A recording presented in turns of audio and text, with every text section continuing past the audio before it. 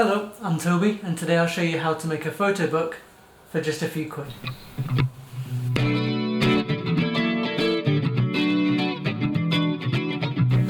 So why would you want to make your own photo book? Well, as you may know, photo books are notoriously expensive to self-produce. There are companies like Blurb, for example, who will supply you with the software you can download, and you can design your photo book in a really easy drag and drop way.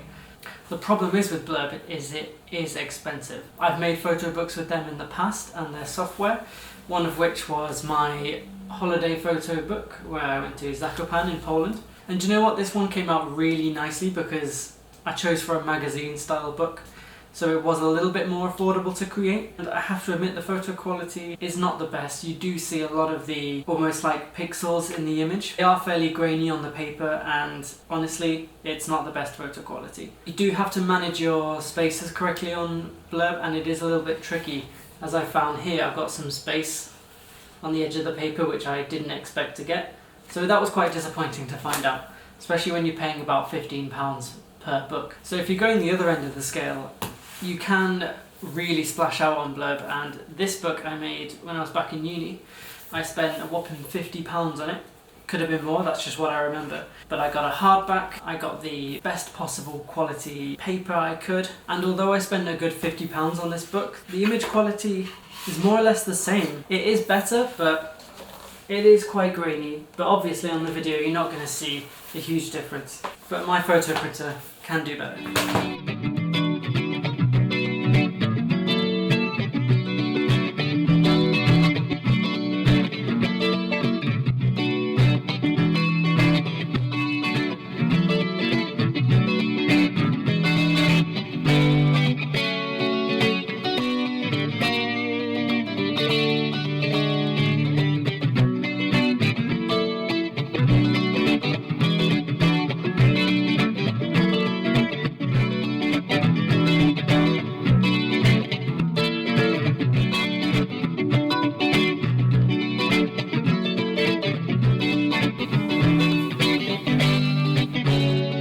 The good thing about printing yourself is you have complete control over the sizing of everything, how you print, the colours, everything. Now if you're a photographer you may have your own photo printer. I have the Epson P600, so it did cost me quite a bit of money when I bought it. However, I think you can get them second-hand for a good deal. And honestly, second-hand printers are an amazing deal. They are so much cheaper. So another issue when making photo books is software. I don't use InDesign, I just use Photoshop. I'll be honest with you, I'm not great with these programs. I'm still a beginner, like 7 years on. But honestly, if you've got the time and you're organised enough, then you can make really sound photo books with just your photo printer at home. So you think you may need special photo book paper? Well, you don't. You can just use a regular photo printing paper, just as long as it's thin. What I'm using is PhotoSpeed's proofing matte paper, and why this is good is it's 170 GSM, which means the paper is nice and thin. It's mostly used to proof prints, so you would run one of these off before you do a much larger print. It saves you money on inks, it saves you money on paper. This paper is dirt cheap, so fantastic for making books with. So this paper isn't double-sided, however I have found that you can print on both sides. With these photo printers you can print on basically anything you want. So I have found the non-printable side near enough as good as the printable side. And when they're both dry you can't really tell a difference. So I'm just going to go over some examples here of the photo books that I've made using the Epson P600 printer. Honestly, any decent A3 or A3 Plus photo printer will get you these results. So the zine called See-Through is one I made back in my master's days. Of course it's see-through, I use translucent paper. As I say, you can put almost anything through this printer. Now this was a challenging book to make because I did cover all the pages in black ink. This isn't black paper, this is black ink, and it shows you how soluble this paper is and how good it is at really handling a lot of ink. So the most notable thing about making books this way is of course the P600 printer does print at a much higher resolution to any of these sites. So here you can get a sense of the thickness of paper as well, so it does work really well when you print double-sided for a book. It's not too thin and it's not too thick. So I'm going to share with you the first copy of the photo book that I made, and I just wanted to show you how durable the paper is. So I made this about 3 weeks past. I've been flipping it around, making pictures of it, all sorts. I even did a video previously on this book. But this paper is really durable. The ink doesn't seem to come off, even on the cover. The cover is the same material as the inside pages, and the durability is fantastic. So the most confusing part of this process, getting the images ready for printing in Photoshop. I've had to cut pages in half so that they fit together once it's bound. So here on the right we have the image of the River Eden in Cumbria.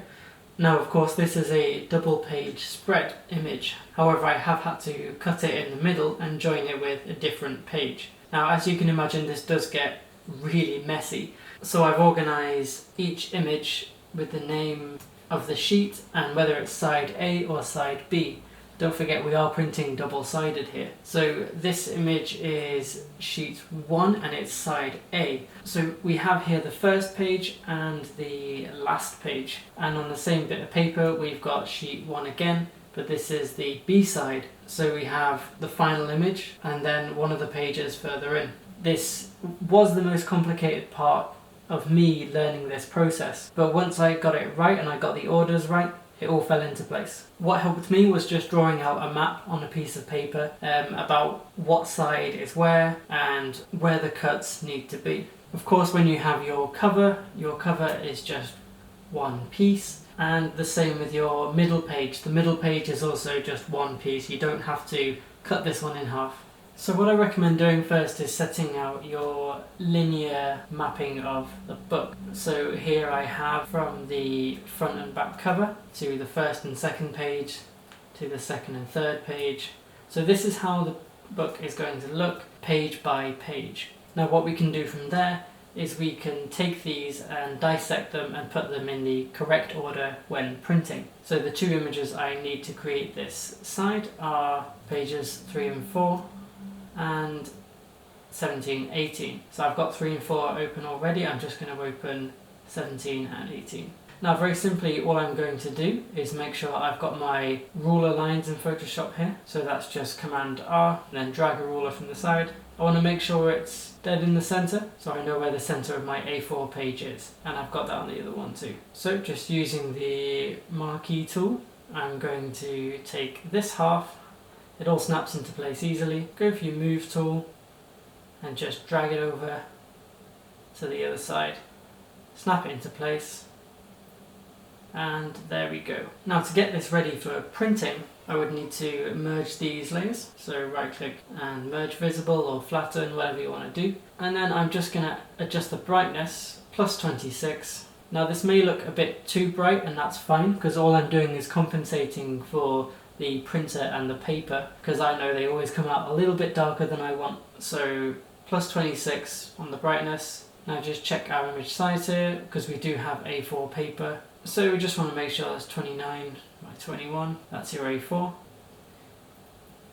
And then we're going to go into the print. Now I have my Photoshop Manager's colours here. This is just my printing profiles. And it's matte paper. I don't have a specific one for this PhotoSpeed paper, but I've found P600 archival matte works absolutely fine. And just go on the print settings here. I need to make sure I'm on A4 borderless auto expand. This will make sure there is no cropping within the image. You're going to get it right to the edge of the page, and that's really important. I'm going to go on our print settings. And of course this printer does do really high quality prints. We've got it set to Super Photo, which is a 5760 dpi. That's about as good print quality as you'll get. And we have the option to have high speed on or off. Honestly, with this paper, high speed is not going to make a huge difference, but we're going to have it on for now just to save us some time. And put your paper in and you'll be ready to print. So once you have all your pages sorted out in Photoshop, they should look a little on the lines of this. We've got sheet 1, side B, sheet 2, side A, sheet 2, side B, that's the one we just made. Okay, so I've got here all of my double-sided pages. As you can see through there, one side and the other side. Most of the pages here should be double-sided. So we've got everything, we're ready to start folding.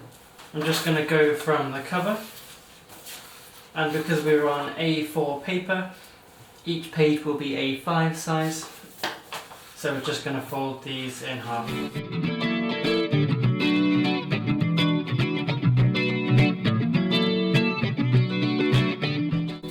So I'm just going to start doing it in order of the book, so that I can see how it fits together as I'm making it.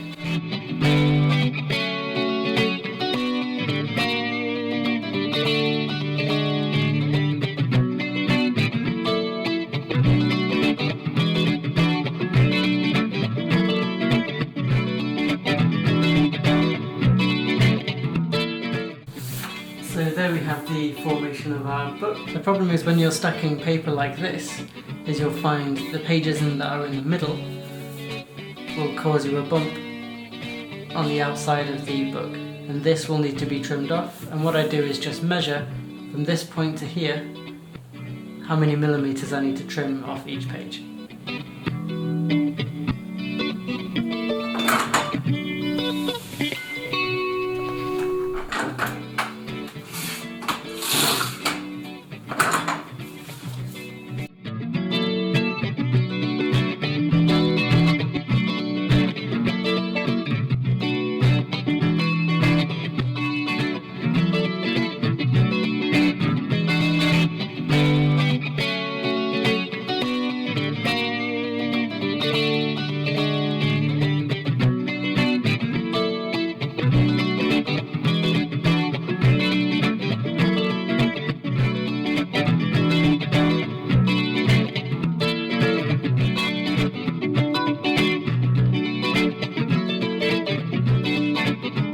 So now our book is trimmed, we can start on making the markers for our sewing points. So what I'm going to do is make 3 small marks, one at halfway, and then a mark each between those.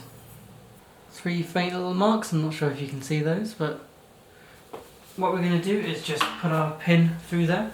So I'm using not just a standard needle, I'm using a bookmaking needle, which is slightly thicker than normal ones. So I just got this from a regular yarn shop or sewing shop, and it's just a needle that's slightly thicker than normal ones. So all I'm just doing is poking it through the paper to create 3 holes for which we're going to put our thread through. And you might have to do this a few times because the book is fairly thick. You see, it's gone through. You keep the book together when you do this to stop it swaying about, just so you get it nice and even. And the hole comes through the right place. There we go. And that's the last one. We have our 3 holes, and they are on the other side as well. So because I'm using a bigger needle here, I'm also using fairly thicker thread as well. You can just use any thread for this, honestly, as long as it's thick enough to bind a book together, it's absolutely fine. So we're just going to allow ourselves a fairly decent size of thread. Don't worry too much about how much thread you're using, just make sure you've got enough. You can always cut it off. So we're going to start off by going through our middle hole, through the book here, pulling some thread out, like so. And we're going to go through either the bottom or the top hole, it's up to you. I'm just going to come back out through the bottom one, pull that through there.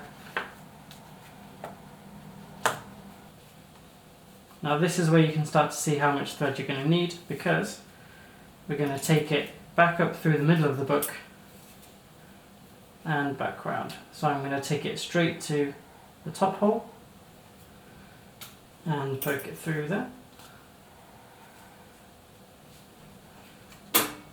And that's my cat. So I'm just going to make it nice and tight. Again, allowing myself enough thread. So this should be about enough for the last bit we're going to do here.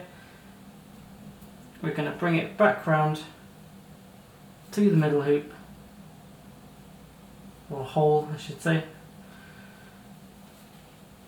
And then we're going to bring bring it through.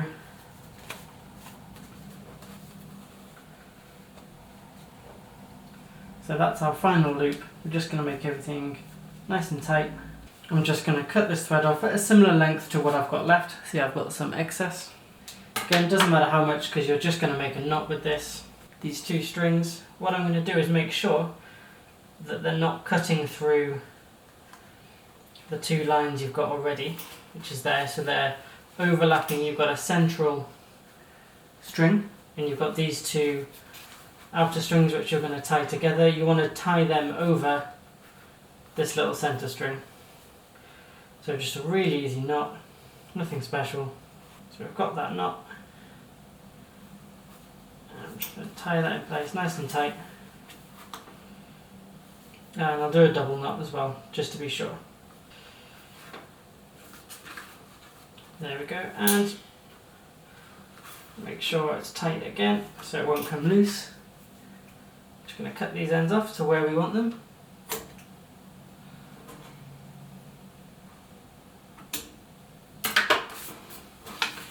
And there we go. We have our bound book with the hoop in the middle. Of course, you've got the knot in the middle. You could also make the knot on the outside if you prefer that. I prefer it to have it in the middle just because I like the nice clean outside look of the book. Pages bind together very nicely. It ends up having a very nice seam in the middle where on most of the pages you can't see anything through it, and it makes for fantastic double page spreads. And of course the photo quality is superb. So if you found this video helpful, please leave a like and subscribe if you want to see more content from me. As always, my website and print shop is in the description below. Thank you very much. I'll see you in the next one.